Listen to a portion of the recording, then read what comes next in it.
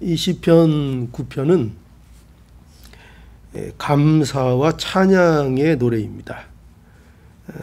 여기 1절에 보면 내가 전심으로 여호와께 감사하오며 이렇게 되어 있죠. 감사하오며 다윗이 감사한다.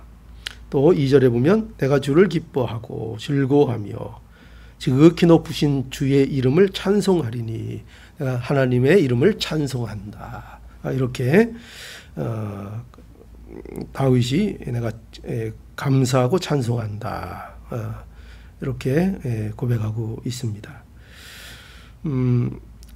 신앙은요. 신앙은 어떤 것이 신앙이냐 할 때 뭐 우리가 여러 가지로 이렇게 설명할 수 있지만 오늘 이 시편 9편에서 우리에게 보여주는 하나의 신앙의 모습은 감사하는 것입니다. 감사.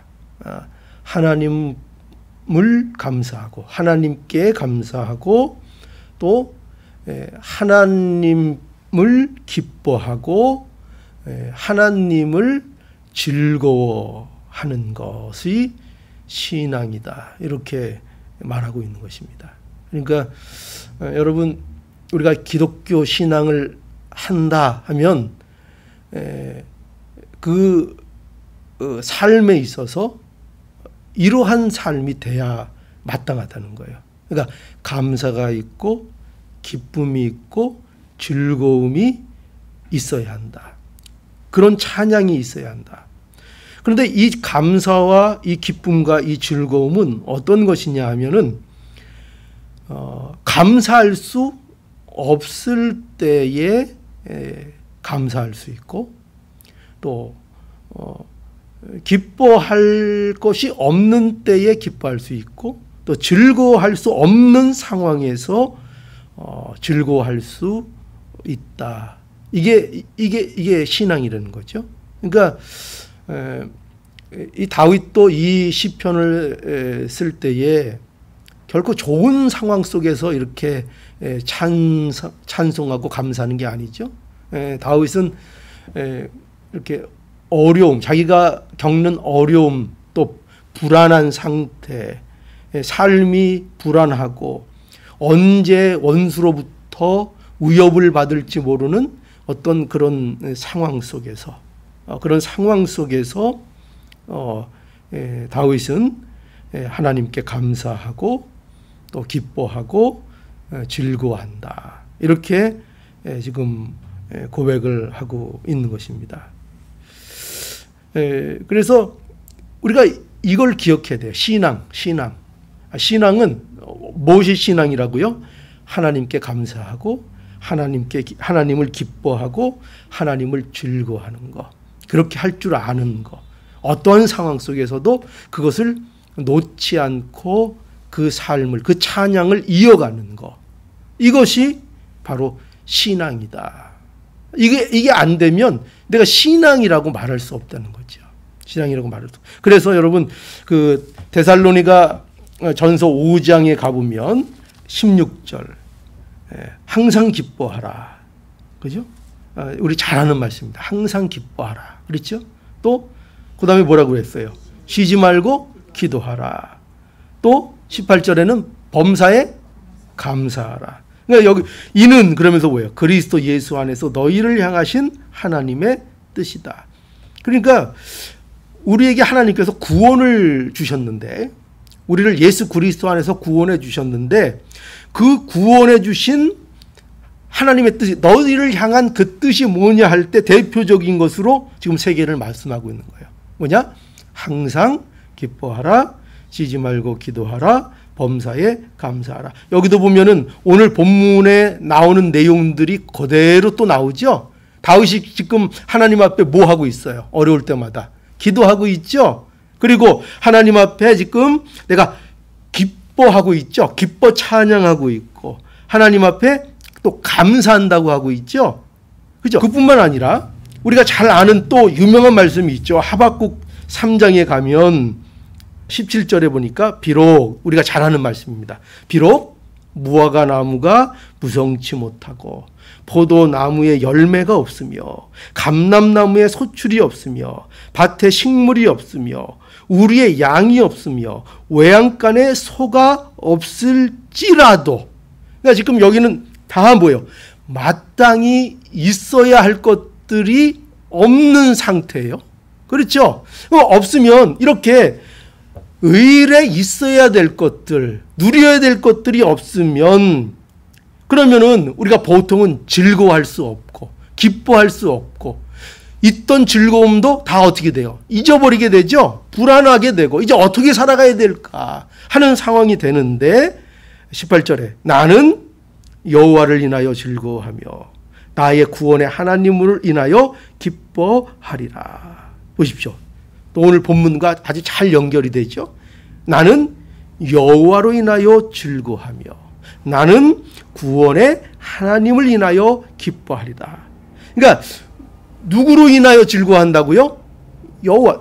지금 아무것도 없어도 여호와로 인하여, 여호와로 인하여, 여호와 안에서, 그러니까 그분의 어떠함 안에서, 그분이 나에게 어떤 하나님이신가 그 안에서 내가 즐거워하고, 나의 구원의 하나님, 하나님은 어떤 분이신가, 나의 구원의 하나님, 나를 구원하신 그 하나님 안에서, 그러니까 단순히 하나님을 지식적으로 아는 것으로 기쁘고 즐겁다는 것이 아니라 그 하나님 안에 내가 있으므로, 그 하나님이 나의 하나님으로, 그죠? 내가 그 하나님을 알므로 내가 기쁘다, 내가 즐겁다, 이렇게 고백하고 있고 그런 말씀인 것입니다. 그러니까 다 이것들이 뭐예요? 다 하나님께 감사하고 하나님을 기뻐하고 하나님을 즐거워하고 있는 거죠. 그러니까 세상 것으로 즐겁고 기쁘고 감사하는 것이 아니라 지금 그 감사의 이유가 어디에 있어요? 감사의 초점이 어디에 초점이 맞춰져 있어요? 내가 뭐가 있어서? 외양간에 소가 막 불어나서? 그런 거예요? 소출이 막 너무나 많아서? 그런 것 때문에 지금 즐거워하고 기뻐한다, 그렇게 얘기하고 있어요? 그렇게 안 돼 있죠? 하나님으로 인하여, 하나님, 내가 하나님이 나의 하나님이심으로 인하여 그 안에서 내가 기쁘고 내가 즐겁다, 내가 감사한다, 이렇게 고백하고 있는 것입니다. 그러니까 이게 뭐라는 거예요? 이게 신앙이라는 거예요. 이게 우리에게 하나님께서 말씀하고 있는 성도의 신앙이고, 기독교에서 말하는 신앙이 바로 이런 신앙이에요. 하나님으로 인해서 감사하고 하나님으로 인하여 기뻐하고 하나님으로 인하여 즐거워하는 것, 이게 기독교 신앙입니다. 그런데 여기 하나님에 대한 감사와 하나님으로 인한 기쁨과 즐거움은 그럼 어디서 오는 것이냐? 우리가 하나님으로 감사하고 하나님으로 기뻐하고 하나님으로 즐거워해야 하는데, 그러면 어떻게 그렇게 할 수 있느냐 할 때 그것은 어디로부터 오는가? 하나님을 아는 것으로부터 오는 거야. 하나님이 어떤 분인가 아는 것으로. 이게 세상 어떤 종교와도 구별되는 거예요. 기독교는 그 기쁨의, 즐거움의, 감사의 근거가 뭐냐? 그게 뭐냐면 하나님이에요. 하나님. 그래서 하나님을 아는 것으로 인해 기쁨이 오는 것이고, 하나님을 아는 것으로 인해서 즐거움이 있고, 하나님을 아는 것으로 인하여 감사가 있는 거예요. 지금 다윗도 그렇게 감사하고 그렇게 기뻐하고 그렇게 즐거워하고 있는 거예요. 그러니까 성도의 감사, 성도의 기쁨, 성도의 즐거움은 그 출처가 어디예요? 하나님이죠. 그죠? 하나님. 이게 굉장히 중요한 거예요. 굉장히 중요한 거예요. 그러니까 하나님을 그러면 모르면 어떻게 될까요? 그렇죠. 하나님을 왜냐하면 우리의 감사는 하나님이 어떤 분인가를 아는 것으로 출발된 감사이기 때문에, 하나님이 어떤 분인 줄 모르면 신앙적인 감사가 있을 수 없고요. 하나님이 어떤 분인 줄 모르면 하나님으로 인한 참된 기쁨과 즐거움을 알 수가 없는 거예요. 자, 그래서 여기 보면은 특별히 이 다윗은 무엇을 알고 있는가? 하나님을 어떻게 알고 있냐? 구원의 하나님으로 알고 있네요. 구원의 하나님. 그렇죠? 오늘 여기 1절을 보면, 자, 시편을 다시 한번, 시편 9편 1절에 보면, 내가 전심으로 여호와께 감사하오며, 그러면서 여기 뭐라고 해요? 주의 모든 기사를 전하리이다. 주의 모든 기사를. 그러니까 왜 감사하게 되는가? 다윗이 주의 모든 기사를 그걸 경험했다는 거예요. 그걸 보았다는 거예요. 그러니까 왜 감사하는가? 주님의 행하신 일을 내가 보니 하나님 앞에 감사할 수밖에 없는 거예요. 그런데 그 일이 뭐예요? 여기 보면은 모든 기사 이렇게 돼 있죠. 모든 기사를, 이 기사라는 것은 기이한 사건을 얘기하는 거예요. 기이한 일. 그런데 여러 가지 기이한 일을 하나님께서 우리에게 행하시죠. 그런데 여러분, 하나님이 행하시는 가장 기이한 일이 뭘까요? 그렇죠. 누구에게 생명 주신 거. 그렇죠. 특히 또 다른 사람 얘기하기보다 누구에게 생명 주신 거. 바로 나에게. 어떻게 내가 구원을 받았고 나에게 어떻게 이 천국 백성의 이 생명을 하나님께서 나에게 주셨는가, 이 일을 생각할 때 하나님의 구원의 역사, 특히 나를 구원하신 이 역사를 볼 때에 이게 너무나 기이한 사건이에요. 기이한 사건, 너무나 놀라운 사건이에요. 이러한 구원의 하나님을 볼 때 뭐가 나올 수밖에 없다는 거예요? 감사가 나오고, 이 구원의 하나님을 아니까 뭐가 나와요? 기쁘고 즐거운 거예요. 이 구원의 하나님을 만나지 못하면 이 참된 기쁨과 이 즐거움을 가질 수가 없는 거예요. 구원의 하나님을 아는 것으로. 또 보세요. 2절에 내가 주를 기뻐하고 즐거워하며 지극히 높으신 주의 이름을 찬송. 여기 주의 이름을 찬송한다. 그러면 이 지금 기뻐하고 즐거워하는 이유가 뭐가 될 수 있다는 거예요? 지금 주의 이름을 찬양하고 있다는 것은 지금 이 다윗이 주님의 이름의 의미를 알고 있다는 거예요. 그것으로 인해서 기쁘다는 거예요. 그렇죠? 그것으로 인해서 즐겁다는 거예요. 주의 이름 때문에. 이건 뭐냐? 주의 이름이라는 것은 하나님의 하나님 되심을 얘기해요. 하나님 그분, 하나님의 속성, 하나님의 그 어떠하심. 그러니까 이 다윗은 하나님이 어떤 분이신가 나타내시는 그 하나님을 보니 기뻐하지 않을 수가 없다는 거죠. 그분을 봄으로 기뻐하고 하나님을 봄으로 즐거워하는 그 즐거움을 다윗이 지금 얘기하고 있는 겁니다. 지금 그걸 얘기하고 있는 거예요. 그러니 여러분, 우리도 보세요. 감사할 수 없고 기뻐할 수 없고 즐거워할 수 없는 현실 속에서, 그럼 성도는 어떻게 하면은 기뻐할 수 있고 어떻게 하면 감사할 수 있고 어떻게 하면 즐거워할 수 있어요? 자, 답을 하나님께서 알려주셨죠. 오늘 시편에서. 어떻게 하면은 이 막 사방이 막 둘러싸인 것 같고 원수로 불안하고 언제 적이 나를 칠지 모르는 이와 같은 상황 속에서 어떻게 감사하고 어떻게 기뻐하고 어떻게 즐거워할 수 있는가? 그 해답이 뭐예요? 하나님은 나의 생명이 되시고 나를 살기 성공이고, 그것을 내가 어떻게 할 때? 그 사실을 내가 믿고 알 때, 그죠? 알고 믿을 때 그 모든 상황 속에서도 감사하고 기뻐하고 즐거워할 수 있다는 거죠. 바로 그걸 얘기하는 거예요. 그리고 그것이 우리 기독교 신앙이라는 것을 말씀해주고 있는 거죠. 여러분, 그래서 사도 바울도 보세요. 사도 바울도 그 빌립보 감옥에서 쓴 게 뭐예요? 빌립보서죠. 그죠? 근데 그 빌립보서에 가장 중요하게 떠오르는 주제 중에 하나가 뭔지 아세요? 그렇죠. 기쁨이에요. 기쁨. 기뻐하라. 그러니까 바울은 지금 어디 안에서 지금 성도들에게 기뻐하라고 하고 있어요? 감옥 안에서. 지금 너무나 편해서요. 어디 바캉스 가가지고 너무나 편해서 뭐 공기 좋은 데서 막 이렇게 커피 마시면서 이러면서 너무나 팔자가 좋아서 야 기쁘다. 여러분도 기뻐하세요. 이렇게 믿는 게 기쁜 겁니다. 지금 이렇게 전하고 있어요? 그게 아니에요. 옥에서 갇혀가지고 박해받고 그 모진 일을 겪으면서 내가 주 안에서 기뻐하는 것 같이 여러분도 기뻐하십시오 하고 바울이 증거하고 있는 것을 보게 됩니다. 그래서 오늘 이 본문의 중요 내용들이 뭐냐면요, 다윗은 하나님을 모든 열방들을 다스리는 왕으로 여기 오늘 9편에서 묘사하고 있어요. 그래서 여기 보면 3절에도 보면 내 원수들이 물러갈 때에 주의 앞에서 넘어져 망함이니이다. 주께서 나의 의와 송사를 변호하셨으며 보좌에 앉으사 의롭게 심판하셨나이다.